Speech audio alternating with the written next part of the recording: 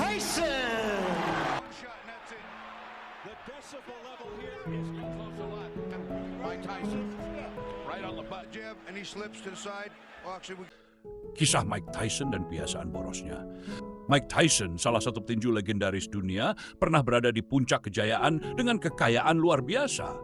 Di masa jayanya, ia menghasilkan lebih dari 400 juta dolar dari karier tinju, endorsement, dan berbagai bisnis lainnya. Namun, meski memiliki penghasilan yang begitu besar, Tyson akhirnya mengalami kebangkrutan pada tahun 2003. Apa yang membuat Tyson bangkrut?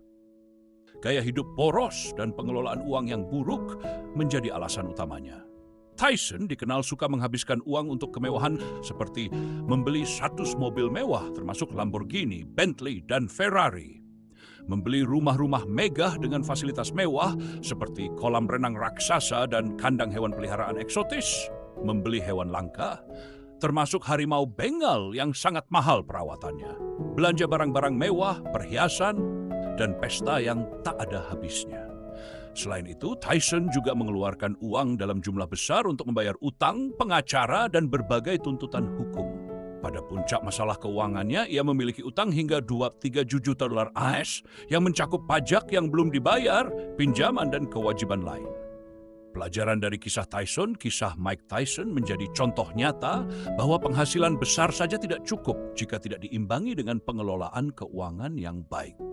Kebiasaan menabung, mengontrol pengeluaran, dan hidup sederhana adalah kunci agar kekayaan yang kita miliki tidak habis sia-sia. Sebabnya, banyak orang dengan penghasilan biasa hidup nyaman dan bahkan mencapai kebebasan finansial karena kebiasaan menabung dan investasi yang disiplin. Jadi, jangan pernah remehkan kekuatan menabung meskipun dalam jumlah kecil. Michael Jackson dan kisah kebangkrutannya. Siapa yang tak kenal dengan The King of Pop, Michael Jackson?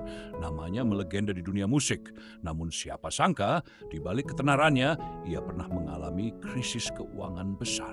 Pada tahun 2007, Michael Jackson dikabarkan tak mampu membayar pinjaman sebesar 25 juta dolar AS untuk kediaman megahnya yang dikenal dengan nama Neverland. Biaya perawatan Neverland memang luar biasa tinggi. Untuk menjaga tempat tinggal seluas 1.100 hektar itu tetap berfungsi, Michael harus mengeluarkan sekitar 10 juta dolar AS setiap tahunnya. Angka yang fantastis. Tetapi mengingat skala dan kemewahan Neverland, biaya tersebut memang tak masuk akal. Meski sempat terpuruk, keberuntungan masih berpihak pada Michael Jackson. Ia berhasil bangkit dan kembali mencuri perhatian dunia dengan karyanya hingga akhir hayatnya pada tahun 2009. Bahkan salah satu album ikoniknya, Thriller 1982, terus mencetak rekor. Pada penghujung tahun 2015, album tersebut berhasil terjual hingga 30 juta kopi hanya di Amerika Serikat. Kisah ini menunjukkan bahwa meskipun sempat jatuh, sang legenda tetap mampu meninggalkan jejak abadi dalam dunia musik. Michael Jackson akan selalu dikenang sebagai salah satu seniman terbesar sepanjang masa.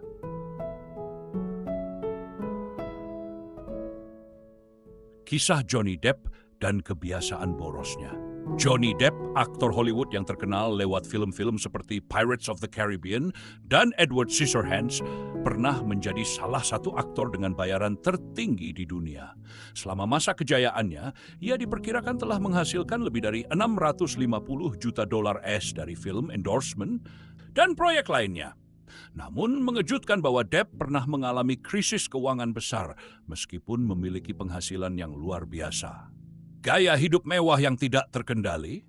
Depp dikenal dengan gaya hidupnya yang boros dan pemborosan besar-besaran pada hal-hal berikut. 1. Properti mewah, membeli 14 rumah mewah, termasuk kastil di Prancis, sebuah pulau pribadi di Bahama, dan mansion-mansion mewah lainnya. Hanya untuk biaya pemeliharaan properti ini, Depp menghabiskan sekitar 75 juta dolar AS. Kedua, koleksi aneh dan mewah. Koleksi seni dan memorabilia langka bernilai jutaan dolar. Membeli 70 gitar serta barang-barang antik dengan nilai tinggi. Bahkan ia dikabarkan menghabiskan 3 juta dolar AS untuk menembakkan abu sahabatnya, Hunter S. Thompson, ke udara menggunakan meriam khusus. 3. Gaya hidup hedonis. Menghabiskan lebih dari 30.000 dolar AS per bulan. hanya untuk membeli anggur berkualitas tinggi, melakukan perjalanan dengan jet pribadi yang memakan biaya sekitar $200.000 per bulan, pesta-pesta besar dengan pengeluaran tanpa batas. 4. Tuntutan hukum dan manajemen uang yang buruk. Depp juga kehilangan banyak uang karena perselisihan hukum, biaya pengacara, dan konflik dengan mantan manajernya yang dituduh mengelola uangnya dengan buruk. Krisis keuangan yang menghantam. Pada tahun 2017, Depp dilaporkan memiliki utang besar meskipun pernah menghasilkan ratusan juta dolar. Ia terpaksa menjual beberapa porti mewahnya dan menghadapi tuntutan hukum dengan mantan manajernya. Depp mengklaim bahwa gaya hidup borosnya adalah bentuk terapi untuk stres dan tekanan dalam hidupnya, tetapi itu justru menjadi penyebab utama keruntuhan keuangannya. Pelajaran dari kisah Depp menunjukkan bahwa tanpa pengelolaan keuangan yang baik, bahkan penghasilan sebesar apapun dapat habis. Beberapa pelajaran penting yang bisa diambil. Hidup sesuai kemampuan. Uang tidak akan bertahan lama jika pengeluaran terus-menerus melampaui penghasilan. Menabung dan investasi. Kebiasaan ini dapat menjadi pelindungan ketika masa sulit datang.